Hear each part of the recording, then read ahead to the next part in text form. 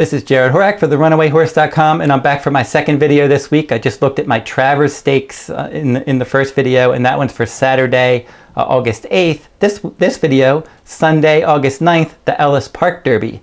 For 3-year-olds, $200,000 race, a mile and an eighth on the main track. Let's meet the field. Trident hit is number 1. He's 30-1 morning line. He's run twice, broke his maiden at 7 furlongs first time out, stretched out in distance at a mile and 70 yards, and he was second in his second career start. Adding blinkers, inside post, he should be rallying from a bit off the pace. The 2, Anneau door, he scratched out of last weekend's Shared Belief Stakes to go here instead. And the big thing about him is that if you look at his form, in California he's been good. His turf debut at Golden Gate, he won that one easily. Then he was second in the Breeders' Cup Juvenile, second in the Los Al Futurity. He went on the road, Risen Star Stakes and Arkansas Derby, and he didn't do much. Santa Anita Derby against Honor AP and Authentic, he was up on the pace and he ended up finishing an even 4th. So all of his California races have been good. His races on the road have not been. So he's going to have to step up his game and prove that he can run a good race away from Southern California. The 3 is Sprawl, and he's 15-1 morning line for Bill Mott. Last time out in the Ohio Derby, he finished an okay 5th. He looked good winning a starter allowance race, an entry-level allowance race before that. It's his third start off of a layoff. He's going to have to improve off of his Florida Derby, his Ohio Derby form. Number 4 is Art Collector, and he's 4-5 morning line, and he deserves to be 4-5 in this race. He's rattled off his last 4 races against lesser company in 3 of those. Optional Claiming Company, he won by 7, and then back-to-back optional claiming races at Churchill Downs. After that, he won by easy numbers. He won by almost 3 lengths in May at 7 furlongs, and then at a mile and a 16th, and on June 13th, he won by more than 6 lengths against 3 rivals. And last time in the Bluegrass Stakes against Stakes Company, so he stepped up and he was able to easily win that one. Tracked the pace, pulled clear, won easily, earned a strong speed figure, and he earned a strong speed figure on June 13th. So there's back-to-back strong numbers. He can handle the distance. He has running style versatility. He can go to the front, he can stalk, he can close. So he can do anything. He's razor sharp, good post.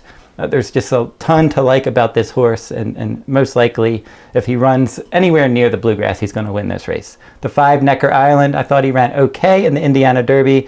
Out from the outside post, he stumbled at the start. He was wide throughout. He ended up finishing an okay 3rd there. So if he can work out a better trip, and first off, he needs a better start. So if he can have a decent start, stalk the pace, and not lose as much ground this time, maybe he can run a bit better. And at 15-1, he's a bit interesting. The 6, Little Menace, 20-1 morning line. For this one, 6 starts, 3 wins in 2 seconds. He won the Grand Prairie Derby last time at Lone Star, battling on the pace and winning easily. He is improving, but he's going to have to run a bit faster and still prove that he's a graded quality horse to compete with some of these. I think he should be at least up on the pace. Number 7, Truculent. He's 30-1 morning line for Jack Sisterson. Now, sometimes Jack Sisterson can be dangerous in stakes races with some price horses. This one seems a bit overmatched. He broke his maiden on the main track at Fairgrounds, and he did earn an improved number that day. That was last fall. And then at Ellis Park last time in an allowance race on turf, he was 7th of 9. So he's adding blinkers. He could improve, but he's really going to have to improve to compete with a field like this. Rowdy Yates, a long shot for Steve Asmussen. He was 4th in the Ohio Derby after going out there and battling on the pace. So he's one that does have early pressing speed. He's 1-for-1 at Ellis Park. I'm not sure he really wants to go this far, but he should be a pace factor at the very least. The 9, Dean Martini, 10-1 morning line. As I mentioned in my video when I was covering the Travers Stakes, he saved all the ground in the Ohio Derby, and South Bend, the horse that finished second to him, lost all the ground. South Bend is running in the Travers. Dean Martini's in this race. So he's going from the inside post, where he saved all the ground in the Ohio Derby, to post 9 in this race. He's probably going to set a wide trip. He's got to prove that last race was for real, because I think it had everything to do with the trip. He probably would not have won that race if he didn't have the inside post last time. And he's facing some pretty good horses in here. Attachment Rate, a long shot for Dale Romans. This one's 1-for-7 lifetime. He has 2 seconds and a 3rd. I think this horse has some ability. He was an okay 3rd in the Gotham. He was 2nd to Dr. Post in the Unbridled Stakes. He was 4th in the Matt Winn. He was 5th in the Bluegrass Stakes. The biggest problem with him is probably distance. I think maybe up to a 1 turn mile, a mile and a 16th at, he probably maxes out there. Anything further than that, I just don't think he's really going to improve at all. So a mile and an eighth last time, he really wasn't finishing, and I don't think he's going to be at this distance. That's the key. He has some ability. I just don't think he's a mile and an eighth horse against graded company. Number 11, Winning Impression for Dallas Stewart. Now, Dallas Stewart's another one of those trainers. I mentioned Jack Sisterson in these graded stakes races, especially with 3-year-olds. You know, Dallas Stewart can be dangerous, and especially coming in underneath. Winning Impression last time in the Indiana Derby, he was a well-beaten 7th. In the Arkansas Derby, he was an okay 4th behind Charlatan, Basin, and Gouverneur Morris earlier this year. And he was in pretty good form against Optional Claiming Company before that. So he stepped up into Stakes Company recently, and he hasn't been quite as good. But if you're throwing a horse in underneath, I think Winning Impression could come in somewhere. And then finally, number 12 in here is going to be, well, no, he's not finally, but he's the last one before the also eligible. But the 12 is Shared Sense. He's 9-2. And he was my top choice in the Indiana Derby, and he won that one easily. They bet him down that day, and he took over. So he's improving. He handles the distance. He can close ground. There's no knocks on Shared Sense other than stuck out in post 12. He could be wide throughout.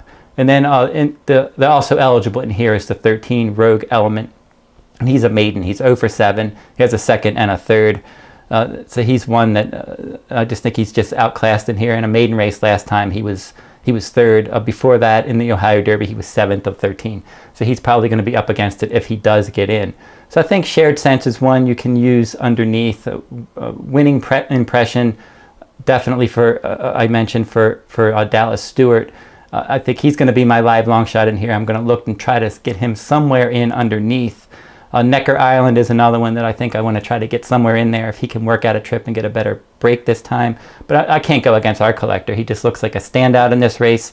If he runs back to either of his last 2 speed figures, he's going to win the Ellis Park Derby. There's just no doubt about that. So like, subscribe, and make some comments in this video. Make sure to watch my Travers video, and if you're interested in any of my Kentucky Derby written reports, and you can read that at therunawayhorse.com. I'm going to provide links in the description in this video. I have free picks that I post at therunawayhorse.com, and I'll provide all the links for all that stuff. So you can go down and read that in the description in this video if you're interested in any of that. And so that's it for this week. I'll be back next week. I'll recap these stakes races, and we'll look at the next race on the road to Kentucky Derby 2020. Until then, good luck at the races.